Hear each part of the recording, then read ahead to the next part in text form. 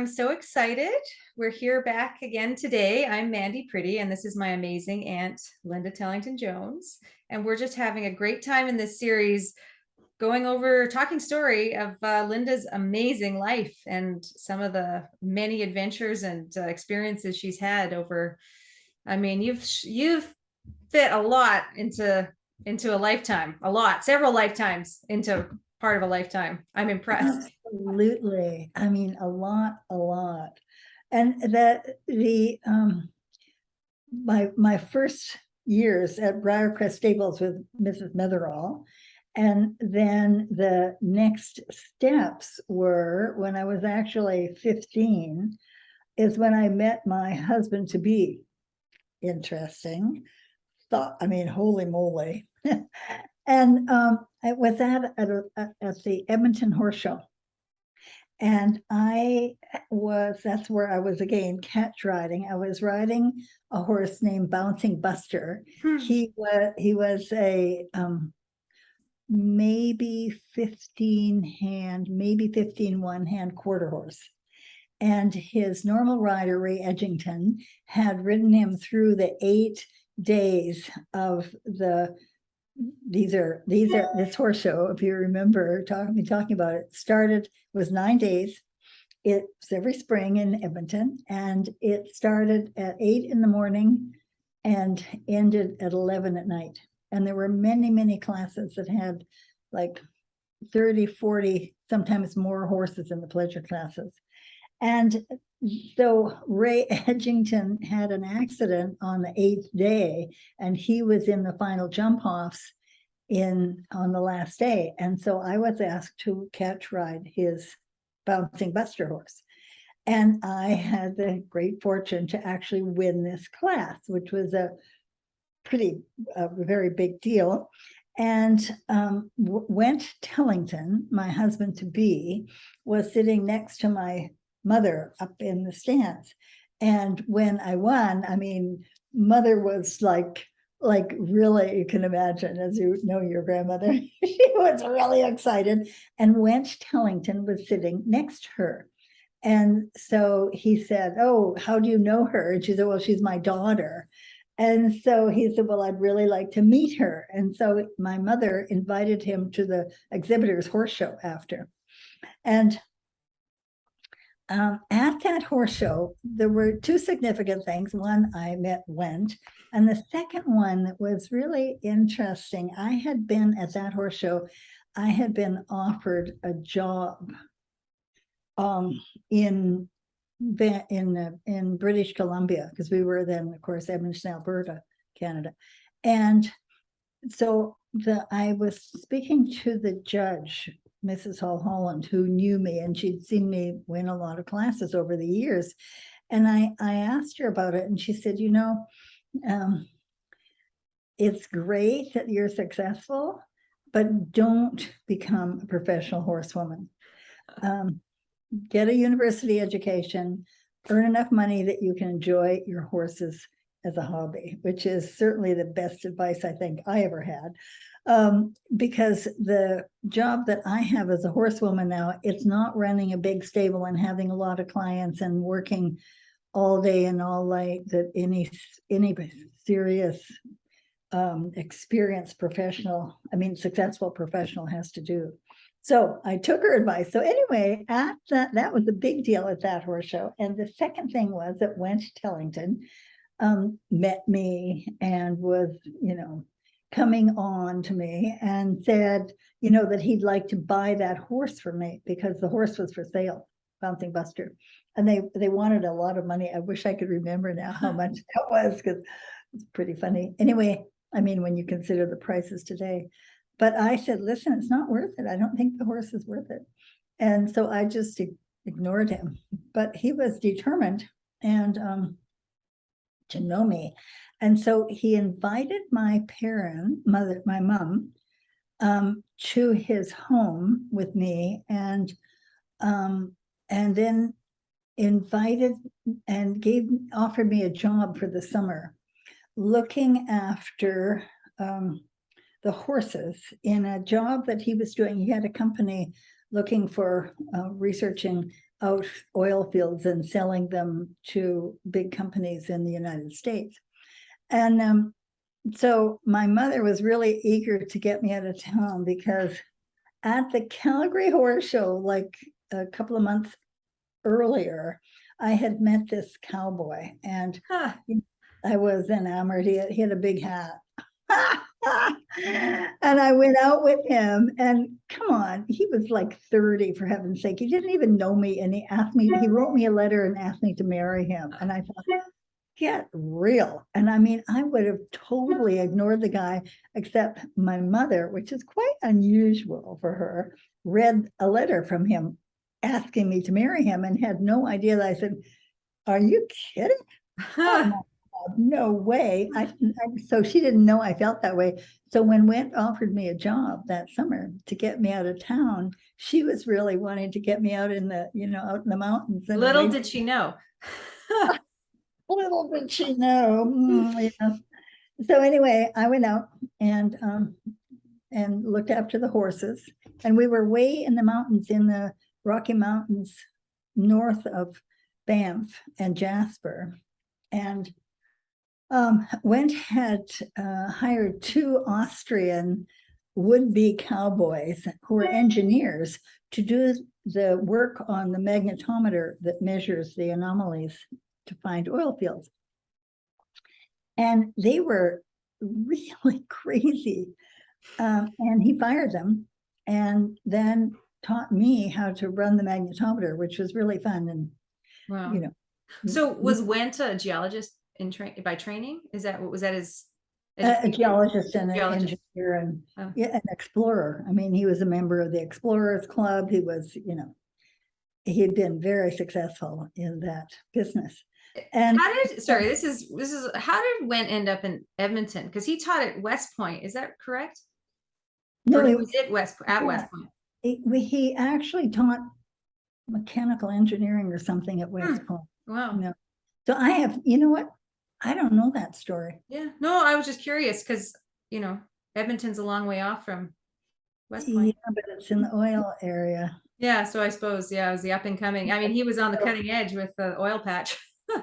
Right, and I'm trying to remember the name of this company. I can't even remember the name of the company now, but anyway. Oh, no, I was just curious. Yeah. Yeah, well, I'm curious too now, and I don't remember.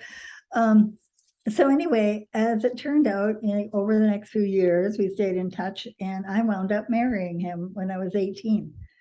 And that's, it was really an interesting story. And he'd had a lot of injuries from, I don't know what, accidents. And so he had, like, really, in the cold weather, he had a real problem with his bones. And maybe I didn't say he was 20 years older than I. Did we say that? I don't know. I mean, oh my God, I can't even think about it now. But what I do have to say, it was interesting when I met him and that first meeting when Mom came down to his place. I never had a romantic interest in Went Tellington, but I had a knowing. I mean, have you ever had that knowing when you know something here is beyond what I can feel? But I knew this man would change my life. And if you think about it, the fact that, he had gone to Harvard and went to Andover, and he was a really incredible genius person. And so I got a 20-year jump start, and I wouldn't be sitting here, Mandy, with this organization that we have around the world now. What do I have now? 22 books in 16 languages. Without Went Tellington, there's no way. And so anyway, we wound up moving to Puerto Rico to be in warm weather. And we were there. I didn't know that you were ever in Puerto Rico. Yeah, and I have pictures. Mom and Dad came to visit us. And we have pictures. Oh my God. One night we'd gone out to dinner together, and Dad was feeling a little, what will you say, high. There was this palm tree that was like real sloping palm tree. And I remember Dad running up the palm tree and falling off. It wasn't very far. No. I don't think he He felt was so it. relaxed, he didn't feel it. Yeah. And I mean, you all listening to this didn't know our dad, but I mean, you'd never think that of Dad, would you? No, I would not. No. So did you get married in California? Or where'd you We get married? we got married in Reno, Nevada, and Okay. Mom and Dad were there, and I The was biggest little actually, city in the West? yeah, and he'd gone down there to sell these oil leases Hmm. to Harold's Club. And at the time, I was, I wanted to do something, and so I got a job working with Arabian horses with the Hadleys, really nice people, and they were actually witnesses at our wedding. And I mean, it's really interesting. We should pull out the pictures of that wedding Mhm. because, come on, I was 18. I've and never seen your wedding picture. We'll have to find it and post it. Yeah, I know where I have them right Mhm. here behind me because I have like thousands of pictures that I Yeah. brought from Hawaii that are categorized That's great. from all these years. And it's so interesting because I mean, what does a 30-year-old who is very sophisticated do with a girl from Edmonton? Because I mean, in those days, we weren't sophisticated like young people are now. And so he bought me this beautiful dress, which you'll see. I mean, really wonderful. And I had a fur muff and a fur little bolero thing. Oh, wow. And we were married in a church in Reno. So that was the story. And then we went to Puerto Rico, and I got a job in Puerto Rico working in an art gallery, which I loved, at the Caribe Hilton Hotel, one of the Hiltons, anyway. And that was really fun. And we were there for, I don't know, I think a year and a half, and then really wanted to give back. And so he applied for a job at Chadwick School, which is a private prep school in Rolling Hills, California, because he'd gone to a private prep school in Andover, Massachusetts. And so he was teaching math and creative writing. And so we went, and I thought I was planning to go to UCLA, to university, because I hadn't done any university at that stage. I was a high school graduate. And so like the first few days we were there, we lived on campus at Chadwick School. And I think the second day we were there, Mrs. Chadwick called me in and did an interview with me. And then she announced that I was going to be teaching 8th grade social studies. Well, I was game. And so I got the book, and it was an amazing time. I mean, when I think about it, I think I had like maybe 9 kids in our class. Wow. And we had a wonderful, wonderful campus in the Rolling Hills. And I could take the kids out, and we could be out in the wonderful California weather and be studying outside. I had a goat, a baby goat at one point, and I could bring the goat to school. I brought our Great Dane into the class. And I remember one time when we were studying some of the European cultures in social studies, I took the kids into Los Angeles and went to some of the ethnic restaurants for lunch, so they would get another feeling. It was an amazing time. And the school had a stable, and so at the time I was buying horses off the track of the California racetrack and retraining them and selling them to students. And I had one time I had Betty Davis's daughter in my class, and she wanted a horse. So I found a really nice quarter horse for her. And her mother, Betty Davis, showed up once at class. We had a lot of Hollywood kids there in the classroom. And so that was fun. I've never heard that story either. See? No, why wouldn't So you? many. I mean, they're fun. I mean, that's what an amazing time. So did you teach, was there also a riding program at the school, like as part of phys ed, or just they just had a stable?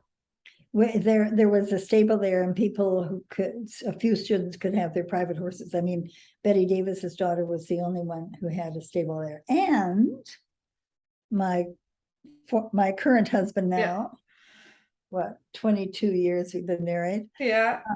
he had a football injury and couldn't play anymore, and he wanted to learn to ride. So his best friend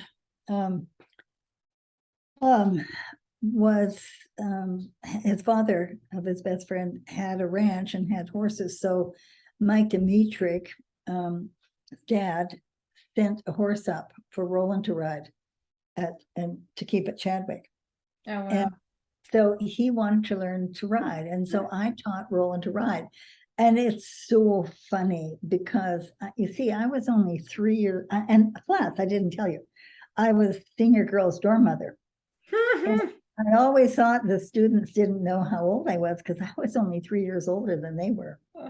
And so I was really careful. And it's so funny because, you know, I was a really serious riding instructor and had been teaching for many, many years. But with Roland, I really didn't want to get, you know, too close to this young buck. And I mean, I've seen the photos. He was very handsome. right. And so I, you know, showed him how to clean the stall, which he talks about a lot, and put the bridle on, and told them when he could get on bareback and ride. We were up in the hills, and you rode out from the stable and went up to the top of the hill. That was kind of the only place to ride. There was no arena. And I said, when you can stay on at the trot bareback, come back and I'll teach you the next level with the saddle. And he tells the story. Oh my God, it's so funny because the mare, he'd ride up and then the mare would take control and she'd take off. Take him home. Well, she'd take him home and he'd wind up on her neck and then on the ground so many times. But eventually he did stay on because he was a very good athlete. Yeah, so that was very cool. And I had to be, you know, really careful, as you can imagine, as a you know, faculty member of my relationship. But I remember one day, our 4-month-old Great Dane Thor was with me at the stable, and one of the horses kicked him and just like kicked him in the heart, and he just died right there. And I can remember Roland was up there in the stable, and he picked him up and carried him down to our house, to the dorm house where we lived. And I remember, here's Roland. Come here, Roland. I'm just talking about you walking down the hill carrying Thor and me crying. And here a second, just come and say hi. Okay, you have to say hi, Mandy. Hi. Hello. Hey, Roland. We're reliving, we're reminiscing about some high school times. Oh, great. And I remember thinking, what a kind young man, you know, so it was really very cool. And Wow. so what we have to do, we'll continue this story. And I'll give you some of the other things that I did at the school, like, you know, it's where I took Went's creative writing class, and Roland was in Went's class. And Oh, really? yeah, so I have to tell you like the next level, because when Roland left, and then he used to come, well, that's another next chapter, when we had the thoroughbred farm, and he was studying at University of California in Ontario, only about an hour away from our ranch. So he would come every weekend and wanting to learn the horses because he wanted to be a rancher. So to be continued. How long were you at Chadwick for? A couple of years. I think 2 years. Yeah. So what made us leave Chadwick was the question. Actually, a man who had bought a horse from me. And I think probably he had a son who was at Chadwick, became really interested in our work with horses and our past with horses and the fact that Went had been in the cavalry, and decided that he wanted to go in the racehorse business. And so we went into partnership with him and wound up with a ranch, I think a 90-acre ranch in Hemet, California. We had 90 thoroughbred brood mares that I bought through the Fassig-Tipton sale, and stood 2 stallions at stud. And it was really a really very nice ranch that was already laid out, for that breeding. And Wow. that's where we went, down to Hemet. Well, that's quite the experience. I mean, so is it basically, was it primarily breeding, or were you also starting horses before they went to the track, or is it purely No, breeding? breeding yearlings for sale in Oh, the yeah. yearling sales. And of course, I gave lessons down there also. And I also had some wonderful stallions. One that was sent out for training from Mrs. Ott was a Blue List Arabian. And so we bought some Arabian mares. And this is where you have a painting, actually. I do. It's actually a photograph that's painted photograph, right? And I have one too. Mine is in the hallway here, of riding that stallion named Lothar in Oh, the wow. desert. So That's at that point, so were the Arabs were separate, obviously, to the thoroughbred breeding program, but were people still racing Arabs in California then, or were these No, just no, the just Arabs performance weren't for horses? racing. These They ones were weren't. These nothing were, to yeah. do with racing. Yeah, Mhm. just the thoroughbreds. And what was really amazing, there are 2 things that were special about Hemet. That is where my grandfather, Will Kaywood, showed up one day at Wow. the front gate. I mean, he had retired from the racetrack. He was 80 years old at that time. And he had found out about me from my aunt, mother's sister, Wow. Aunt Irma, Wow. and Huh. came to see us. And he spent a couple of months staying with us. And Went was amazing because he spent so many hours with him, just recording at what he'd done at the racetrack and what had brought him success that caused him to win the trainer of the year in Moscow Yeah. in 1905. Wow. And all kinds of interesting remedies, and that's where he brought the idea of the swirls on horses' heads, which came from Russian gypsies. I didn't realize that. Yeah. How long do you know how long they were in Russia for? What? How long were they in Russia for? A few seasons? How long what? I just wondered, how long were they in Russia for? Oh, they went, Will and my grandmother, Mhm. Dolly, went in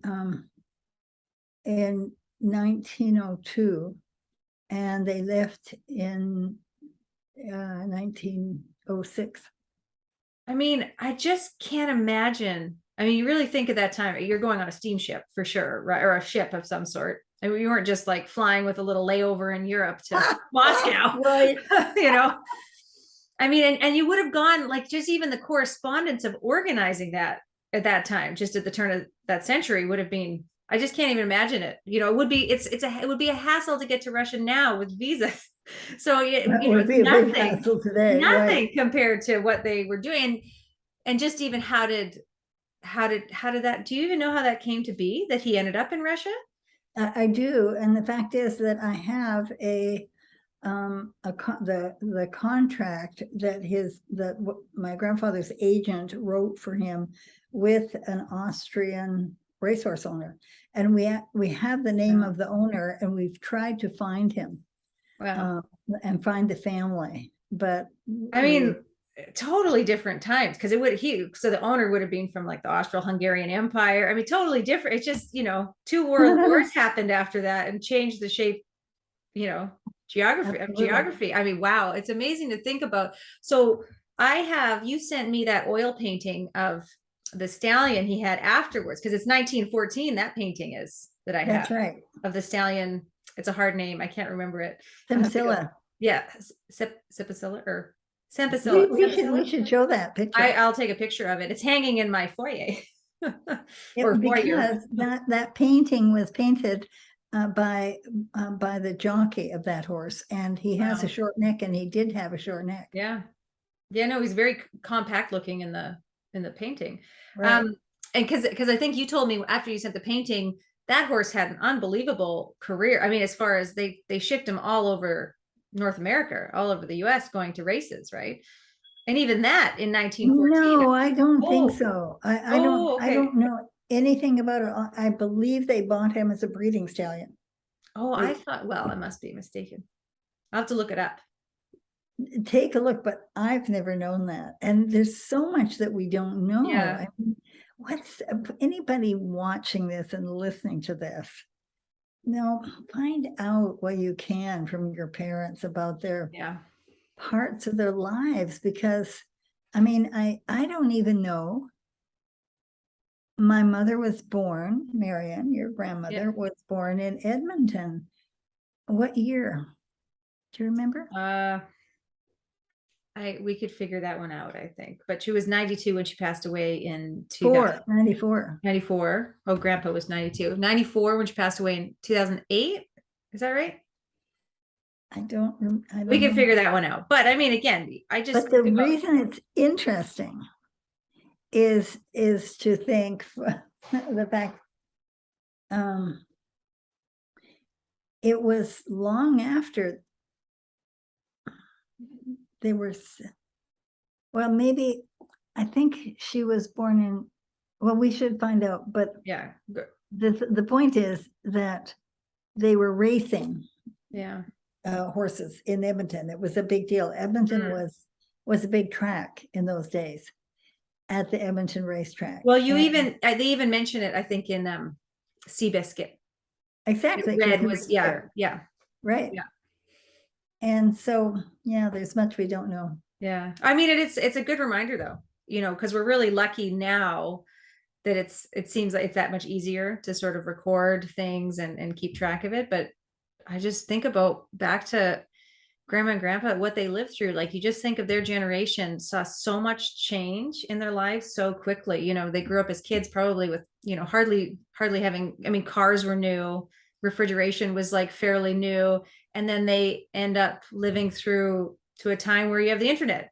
It's wild, really. And they were so adaptable. I love it. I actually have to tell you, I had the hardest time getting on board with kombucha when it came back like into fashion in the last like 2 decades, because as a child, grandma and grandpa had like a water cooler in their pantry, and they would grow, this is in the 80s, they'd grow their own SCOBY, and it looked like a monster. We'd dare each other to go into this walk-in pantry with the lights off with this like alien SCOBY. They'd make their own kombucha. So, but they were so ahead of their time. And Dad was ordering Willard water from Montana to Edmonton. Yeah.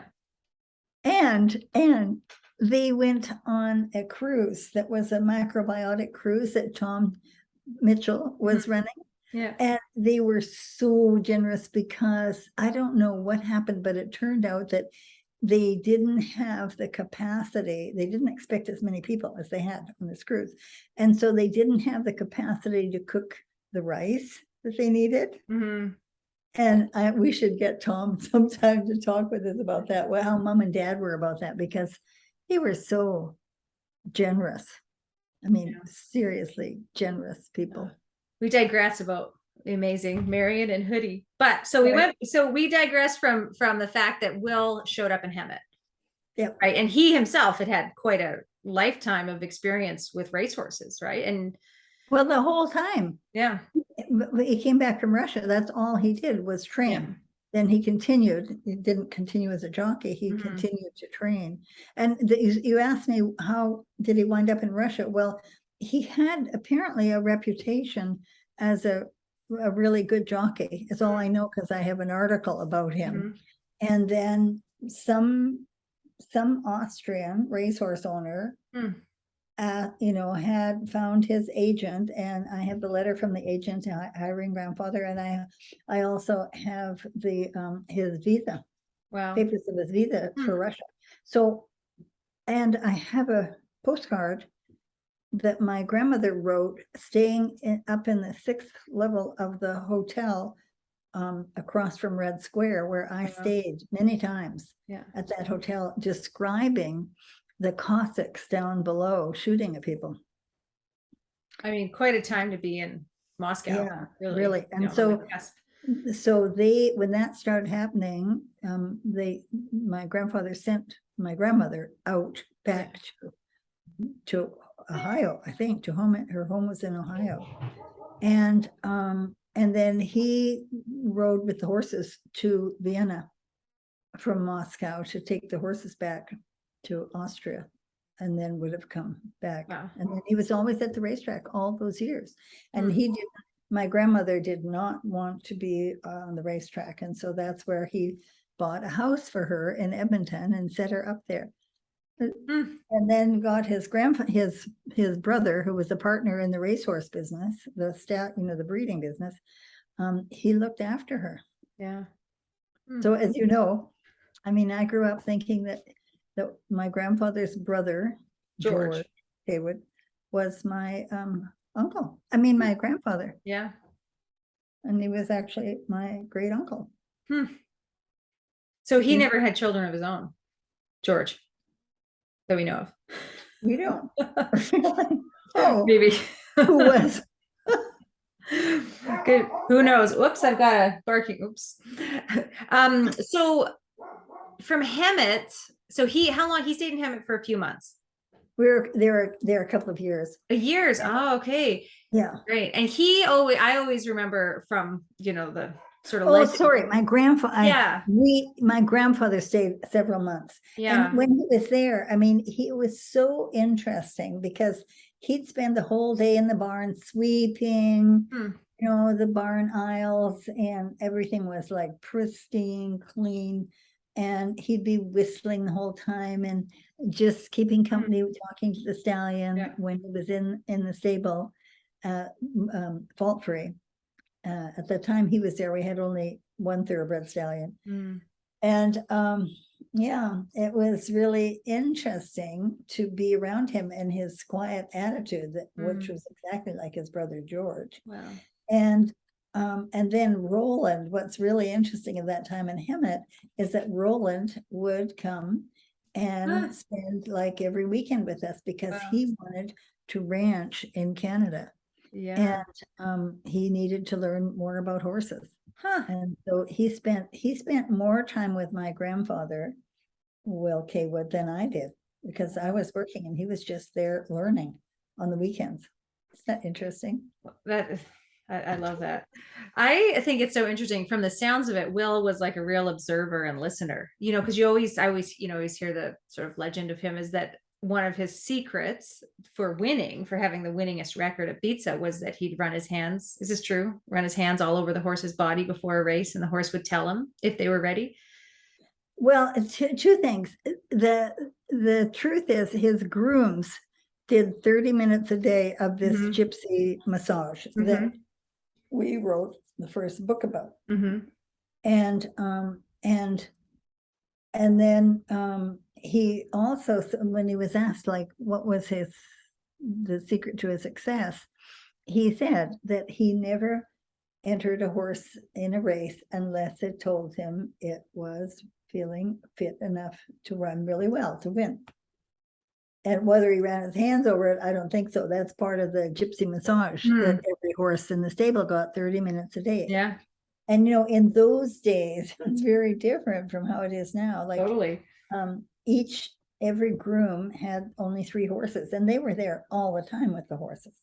It's not like they'd come and then go feed and go home. That their life was with the horses. Yeah. Wow, it's pretty amazing. So you and Went were in Hemet for several years running this breeding program. And then all your so is this in the 60s? Yes. Yeah. So this is foggy for me where you went when you're in California. So where did you all go from Hemet? So from Hemet, we had another student of mine who had a property. No, I'm wrong. This is what I don't know how Went heard about this property, but we leased acreage on the coast west of San Luis Obispo, California. And it was like right across the road, and we were right down down the hills and to the beach. Wow. And we had miles and miles of beach. There was nothing else there. And it was a state park. And you know what? I can't believe it, because I'm thinking it wasn't a state park at that point. It was a ranch, and then it was sold as a state park. I'm Wow. not sure if which it is, but Is we this had- is this where you were with a lot of these pictures of Bent Galita in the sand dunes? yes, Oh, yeah. it was all there. Yep. Okay. So this was a horse property you moved to. Yes. And we built the house that we lived in, a small house, built a small barn with an apartment over it. And that's where in the summer school, we had a summer school for kids who came up from LA. Oh, wow. And we have to show some pictures with this, Mandy. Yeah.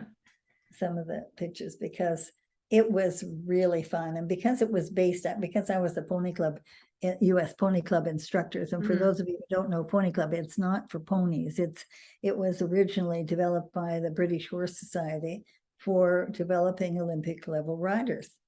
And it was a combination of riding and horsemanship and studying all about horses. And so these kids, we have such wonderfully slept in tents, and we had great food, cooked, did most of the cooking in the summer for the summer camp. And you see, we have pictures of them all around the tables with all the bridles pulled apart and the cleaning tack and doing all of these really fun things. Good stable management. All about stable management. So this is different though than the school. That was the summer school. The summer school. Okay. For juniors, for kids. Did Robin come down at this point at this property, or was she still too young? No, she couldn't have been too young, because going back to Hemet, Robin, my sister, Mandy's mom, Robin, actually flew when she was 9 years old. She flew down from Edmonton, and I must have picked her up in Los Angeles. And there's a really funny story. I know that you've heard this story, that she flew from Edmonton to Vancouver, and in Vancouver, when the plane was boarding, there was an announcement over the loudspeaker that said, Robin Hood, come to da-da-da somewhere, because we haven't talked about my sister's name yet, right? And then he thought the microphone was turned off, and he said, oh, he must be out in Sherwood Forest. You know, we're all about character building names. We have to grab Robin and ask her, I mean, what was that like for her? Honestly, I've never heard that story. You're kidding. No, this is why we're doing this. There's so many, I mean, you guys have lived, so we have to record all these fun things. Well, so she came down and stayed a good month. And I was starting young horses at that time. That's one of the things that I did. And so I would put her on the young horses, and we never had horses that bucked. I mean, that was years since that. I mean, we just didn't do that. And, but we have to ask her, what does she remember? So of course, she came to the school on the coast, and then she also came when we moved up to Badger. So before we get to Badger, did this school have a name, the summer school? The summer school was the Pacific Coast Equestrian Research Farm. And that was the summer school. And the thing that was interesting, oh my goodness, come on, we better do this before I forget everybody's name. Gwen Stockerbrand was on the US Olympic team. dressage team, and she came to As a the child. school when she was 15. Oh, wow. And oh no, this is the problem with being 85. Some of these names escape me, but Belinda Bowden was also on, she was an alternate on the dressage team, and she was 15, and I've got pictures of the two of them riding out on the trail. And I worked with her horse in somewhere, I think it was in Aachen, Germany, like years later when she was on an alternate on the team. Wow. Isn't that interesting? That's very cool. Yeah. So at this point, was this when you were writing the article, like the monthly column for Western Horseman? No, that was later. What we had then, we had a newsletter, which I must dig out. I brought it with me, of course, from Hawaii, and it was a newsletter that went out several times a year, and it went to 20 countries. Wow. It was a research farm newsletter. So And- this is something Robin noted just in passing. We were in the feed room actually feeding dinner, and she's like, Went besides all his other things, like all the other amazing attributes he had, he was really like a marketer before marketing was a thing, really. He was, I mean, it's really, again, it's impressive because we take a lot of this like connectivity for granted with the internet, but you didn't have the internet. So you had to get your work out and what you're doing out somehow. A lot of mail And out. it was in magazines, and, Yeah. he developed something called these Little Red Wonders, and he bred a form of worms, small Oh, worms like the red wigglers. that went into hot horse manure. Yeah. And the,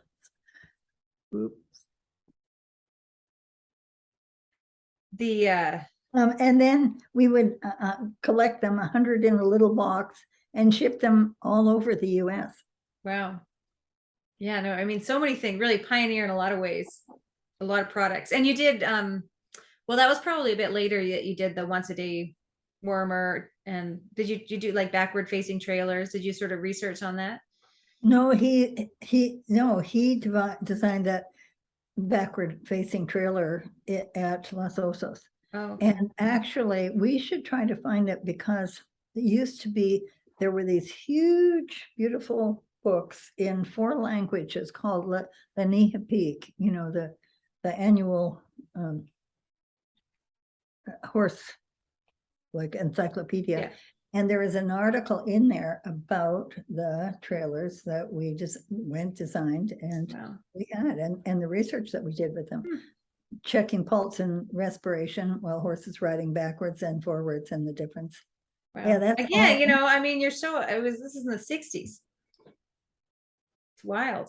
So this is sorry, go ahead. The articles that he wrote at that time from our research farm were in, we had a syndicated column of 8 horse magazines.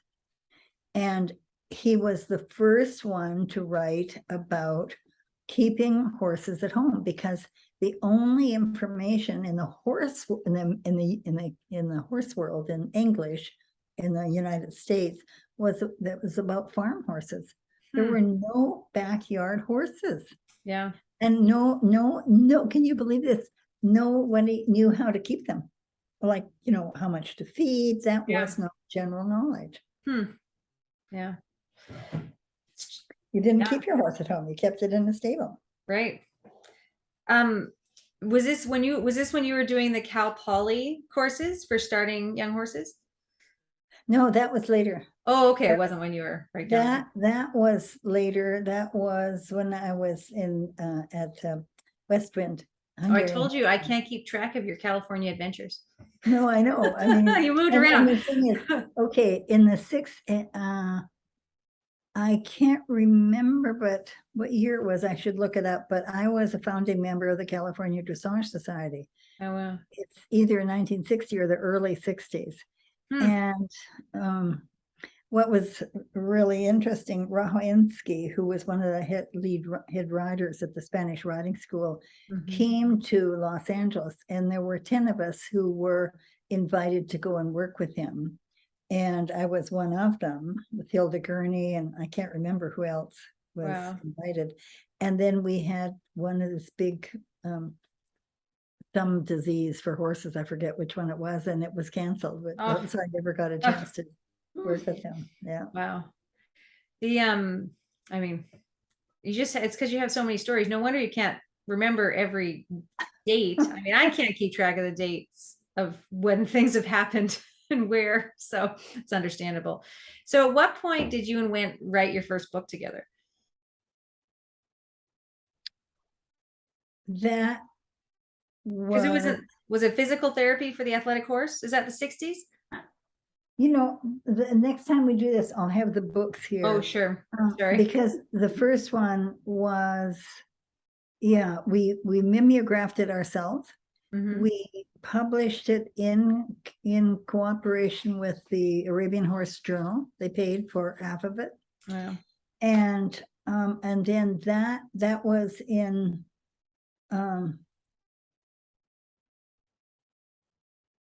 what year? That had to be in 1965. Yeah.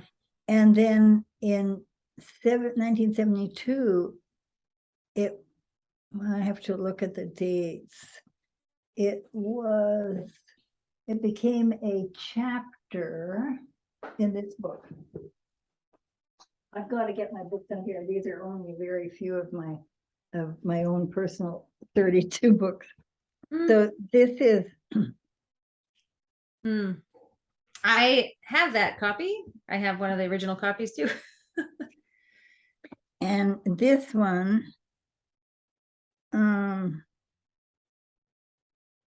this I sent to Mom and Dad in 1979. I wrote, a letter to them in it. And this was published by Doubleday in 1979. And it's in the book Endurance and Competitive Trail Wow. Riding by Wentworth Tellington and Linda Tellington-Jones. This is the second printing of it because, of course, it was normally Wentworth and Linda Tellington, and with a foreword by Alexander McKay Smith. Oh. Yeah, and a dedication to Wendell Roby from Tevis. So Yep. At this point, were you endurance riding when you were down at this part like before you'd gone up to where you ended up making the school, like more establishing the school more permanently? We started endurance riding training in 1958 when I was at Chadwick. Oh wow, so it was that early on. I think we should have a whole chat just about your experiences endurance riding and Bint Galita. Yeah, it would be a good idea because there's Yeah. a lot to talk about. Yeah, there is. Okay, so you had this summer school, you and Went, teaching, doing like basically a pony club program and establishing, they're getting a great foundation, become quite, very skilled riders and horse people. And how many years were you doing that? Because again, this is where I get fuzzy with your California geography going, Okay, for a couple of years. And then at summer, during the summer, not summer, during Christmas time, I had a phone call from a woman in Los Angeles. And she said that she was an adult beginning rider, and she was really frustrated because the only place that she could get riding lessons as an adult was at Jimmy Williams, who is very, very famous trainer. He's the trainer of Ann Krasinski, who's been on the Olympic jumping team for years. And it was at Flint Ridge Riding Club. And it was so frustrating to this woman because the only students were kids and they could learn so fast. And she wasn't. So would we take her on because she'd been reading our articles? We must have already had them in Western Horseman at that point. I have to look at the original articles or in some magazines. Yeah. And so we took her on over Christmas holidays, and I just worked with her privately. And then it gave us the idea, we should start a school for adults. Yeah. A riding school. And at that point, there was one on the East Coast, and we're going to have to look up the names. I mean, I cannot. But it was very famous, And then there was, I'm trying to think if we started before they did, but we all started kind of around the same time. So that's when there was Sherry Miller's father had a property, and Sherry Miller was one of my writing students at the summer school. And so he had a property up in the mountains east of Visalia. I think it was around 1,700 feet elevation. And is this Badger? At Badger. All right. Right. Okay. So Sierra is like foothills of the Sierra Nevadas. Right. Right. Exactly. Halfway between Los Angeles and San Francisco. And so we moved over there to set up this school. Yeah. Oh my gosh. I mean, we're going to get the pictures out of the book that Shannon Weil put together, Strike a Long Trot, because so when we moved on there was a farmhouse that had, I think it was only one bedroom. I'm sure it was only one bedroom, nice living room and nice big dining room, nice big kitchen. And then it had a chicken house. And that was it? What? Was that it? The house and the chicken That was house? it. Oh, wow. So No, there was another small barn. Hmm. There's another small 4-stall barn. So I think we should do a whole segment just on the school. I just wanted to kind of get us to the point, because I was fuzzy about where you were when. At this, like throughout this part, like Went is so much older than you. Was the relationship okay, or were you becoming just working partners, or? I never questioned the relationship. I mean, it's so interesting. In those days, it's a little hard for you, many your age to imagine. I got married. I was on a track. Yeah. And I mean, it was so easy because Went really, he did the cooking. Yeah. It's really great. He was very forward thinking doing the cooking for you. Yeah, because he liked to eat, and I wasn't a good cook. You hadn't learned. You got married at 7, or how you were young. How would you have known how to cook? Yeah, well, I had home ec in school. That was about it. Yeah. So do you think was he quite controlling? Do you think that was part of the reason he wanted to cook? Quite controlling? Well, I don't know. I never knew him. I just imagine he probably was, with the age difference. I mean, it must have been some draw. That's a really good question. I seriously never questioned anything. Yeah. I mean, I wouldn't have dared to. Right. At all. And so it never crossed my mind. Right. And you see, the thing is, if you knew some of the things, like, the things that he did, like I was not allowed to put anything on my face except what kind of soap? Some kind of soap. Like Ivory or Dove or something. Yeah, like Ivory. That was it. No makeup. I never, in 16 years that we were married, one time I went to a movie, and it was with his son when Went was off doing something somewhere for a day or something. I went with Jay to a movie. That was when we were at on the coast by Los Osos. And we should do a little map showing these different places and the years. I mean, that would be interesting. It would help my brain keep it straight. Right. And so we went to the movie, and the movie was The Yellow Submarine with the Beatles. Yeah. I was so excited. Oh my God. And I think there were 2 movies. This doesn't make any sense because I don't think I went twice. I don't think I went twice unless he was double feature. No, the other one was that Alfred Hitchcock thing, the Psycho or Psychic or something. Oh, Psycho. With and I spent the whole time like under the chair practically. And the only time I looked up was when behind the curtain, something awful happened. Behind the shower curtain, the classic. Yeah. That's the only part I saw the shower curtain, and you might understand from that. I don't do horror. I don't do anything scary. That's fair. I mean, it's Hmm. okay if it's real, if it's like war and it really happened, Mhm. I can deal with that. I can't deal Yeah. with this made up like horror stuff. Yeah. So So controlling, yes, that's an understatement that he was controlling. but it never crossed my mind to question it. Yeah. I Well, just did this. I mean, I kept one single track that is doing the best I could yeah. with the students. I loved having our students. Mhm. I, got up early in the morning and we were in the stable at 6 o'clock in the morning, and in the evening we would have study classes, and I'd be with everybody in study classes. They studied together in the big, So, not in their rooms, but I mean, between your students, the chores, the horses, I mean, you weren't alone with them that much. Like during the day, a lot of the life was just, it was so busy. It's well, probably how you could cope. interesting, Andy, when you think about it. I was teaching all the time. We were at meals, everything was controlled. And after about 3 o'clock in the afternoon, I had to be really careful because like Went would have a glass of whiskey in his hand.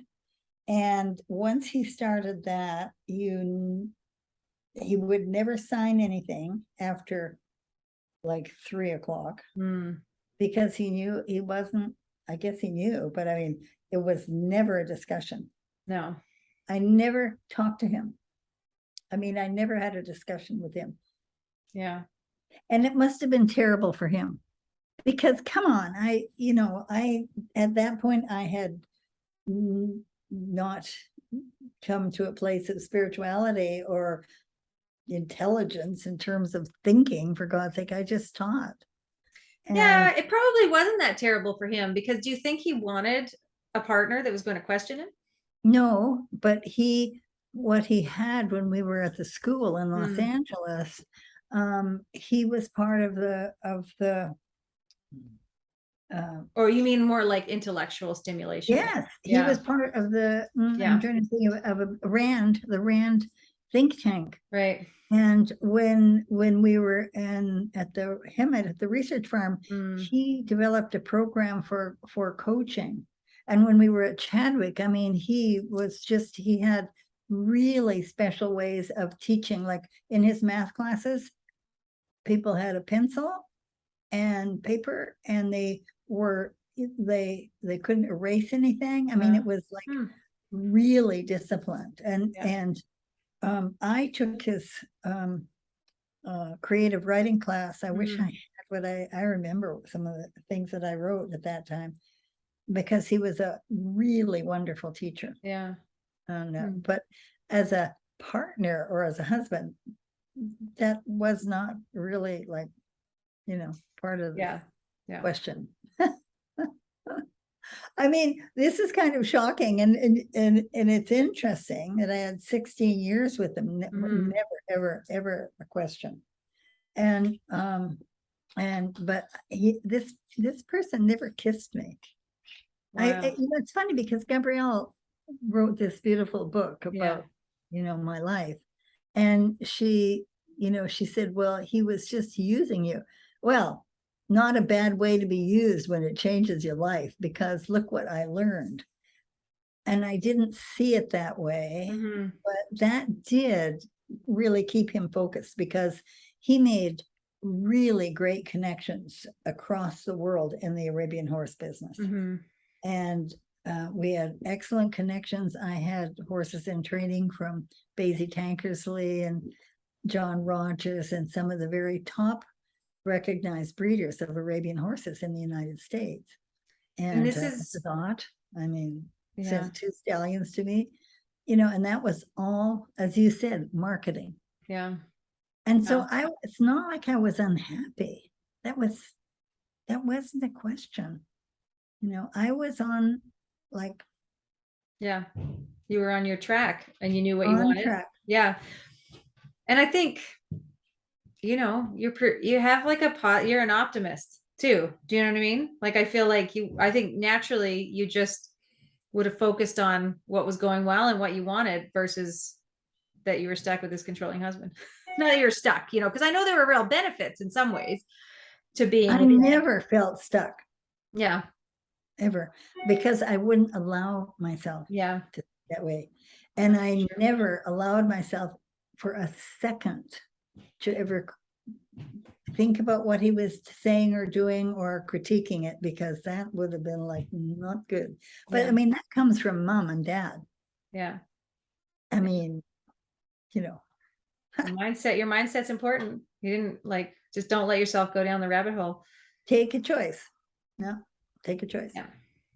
So it was a good choice. I'm really glad I did it. Yeah. And you know, at some point we wanted to come to the point, well, not yet, we're a long way from when it ended, because there was so much more in the beginning.